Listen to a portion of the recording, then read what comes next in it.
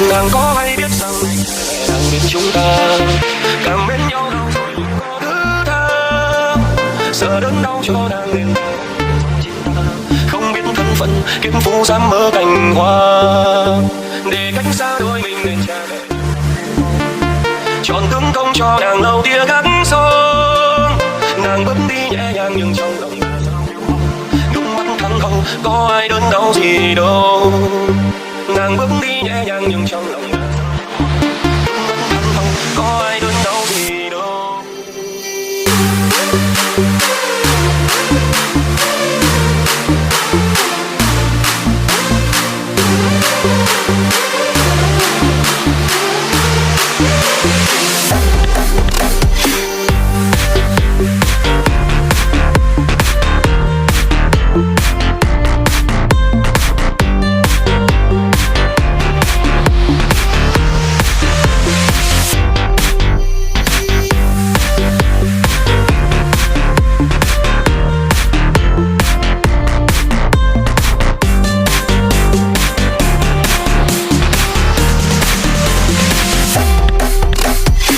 Sinh ra trong gia đình làm hầu thiên hạ, luôn tha hương đi muôn phương làm việc trong nhà.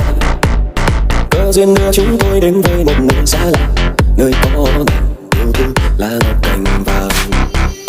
Thân tôi mang kiếm phu không được lại gần đến nàng, nhưng đôi đua mốc meo vẫn mơ được trôi nấm bao. Em thương tôi trái ngang giống cha mẹ đòi tới trao, đắng cay mối tình hầu đôi về như đời ta. Nàng có hay biết rằng này cha mẹ nàng biết chúng ta cảm mến nhau lâu rồi liệu có thứ tha, sợ đớn đau cho nàng nên ta đành nhận do chính ta không biết thân phận kiếp phù dám mơ cành hoa, để cách xa đôi mình nên cha mẹ nàng đang kén con chọn tướng công cho nàng lâu tia gác son. Nàng bước đi nhẹ nhàng nhưng trong lòng ta sao héo hon, nước mắt thăng hồng có ai đớn đau gì đâu. Nàng bước đi nhẹ nhàng nhưng trong lòng ta sao héo hon, nước mắt thăng hồng có ai đớn đau gì đâu.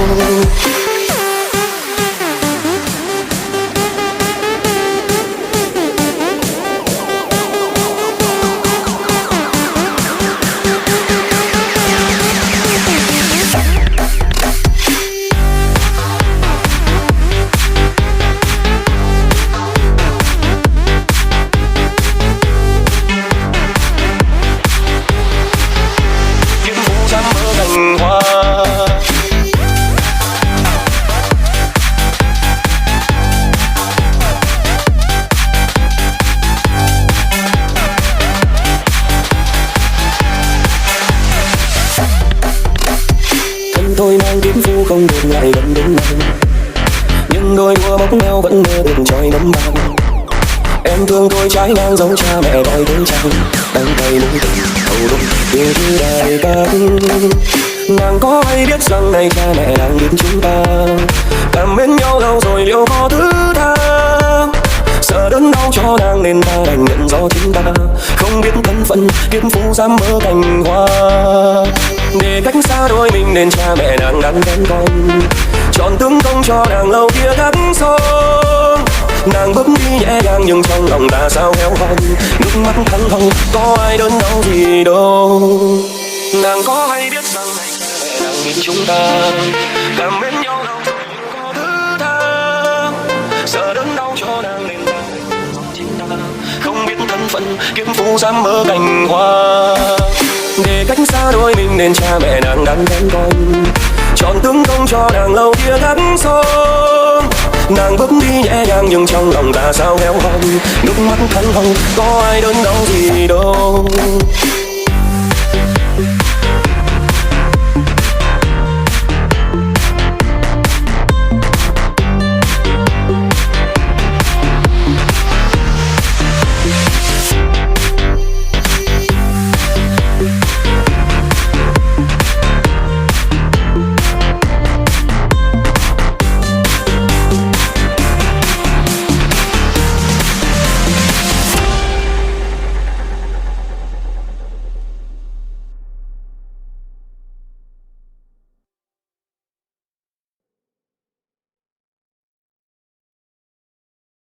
Đợi chờ một câu tin nhắn là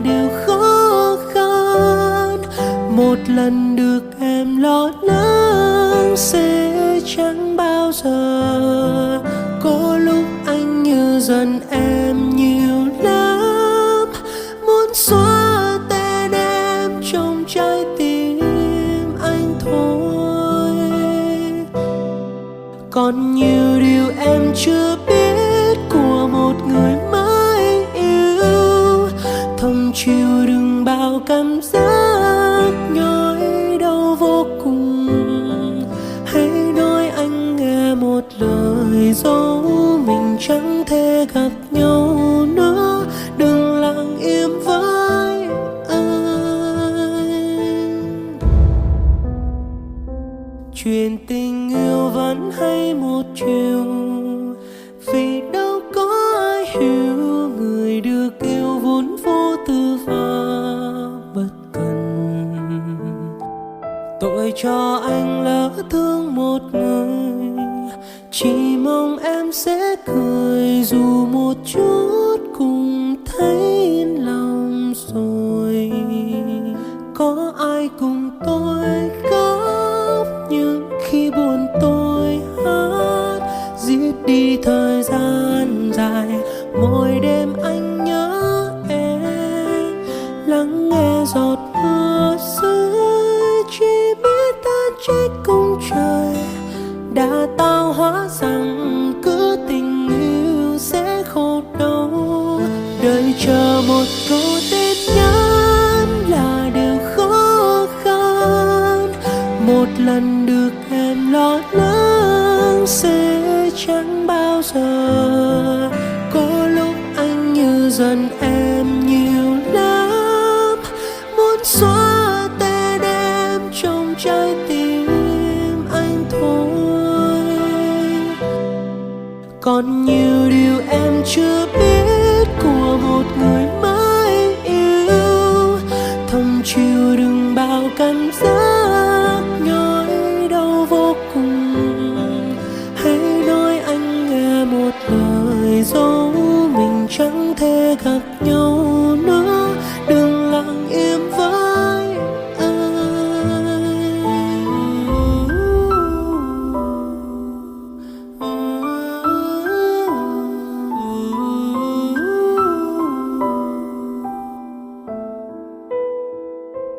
tội cho anh lỡ thương một người, chỉ mong em sẽ cười dù một chút cũng thấy yên lòng rồi. Có ai cùng tôi khóc nhưng khi buồn tôi hát, giết đi thời gian dài. Mỗi đêm anh nhớ em, lắng nghe giọt mưa rơi, chỉ biết ta chết cung trời đã tạo hóa rằng cứ tình yêu sẽ khổ đau. Đợi chờ một câu tin nhắn là điều khó khăn, một lần được em lo lắng sẽ chẳng bao giờ. Có lúc anh như giận em nhiều lắm, muốn xóa tên em trong trái tim anh thôi. Còn nhiều điều em chưa biết của một người mới yêu, thầm chịu đựng bao cảm giác nhói đau vô cùng. Hãy nói anh nghe một lời dấu mình chẳng thể gặp nhau